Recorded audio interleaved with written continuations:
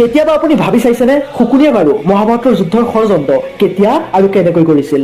শকুনি গান্ধাৰ আজিৰ আফগানিস্তানৰ ৰজা সুবালাৰ ১০০ নম্বৰৰ পুত্ৰ আৰু গান্ধাৰীৰ ভায়েক আছিল। জ্যোতিষীৰ এটা ভৱিষ্যতবাণীৰ কাৰণে গান্ধাৰীৰ বিয়া এটা ছাগলীৰ লগত কৰা হৈছিল আৰু তাৰপিছত ছাগলীটোৰ বলি দিয়া হৈছিল।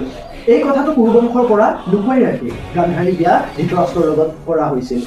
কিন্তু পিছত যেতিয়া ভীষ্ম আৰু ধৃতৰাষ্ট্ৰই এই কথাটো গম পালে, তেতিয়া ভীষ্ম খঙত জ্বলি উঠিল আৰু ৰজা সুবালা আৰু তেওঁৰ গোটেই ১০০ পুত্ৰকে কাৰাবন্দী কৰি দিলে। সিহঁতক দৈনিক খাব মাত্ৰ এমুঠি চাউল দিয়া হৈছিল, যাতে ভোকৰ যন্ত্ৰণা সিহঁতৰ কিলকিলকৈ মৃত্যু হয়।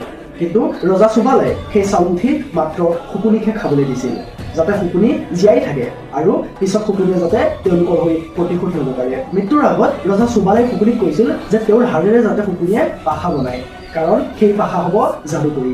শকুনিয়ে যেনেধৰণে পাখা চলাব বিচাৰিব, পাখাও তেনেকৈ চলিব। আৰু শেষত এই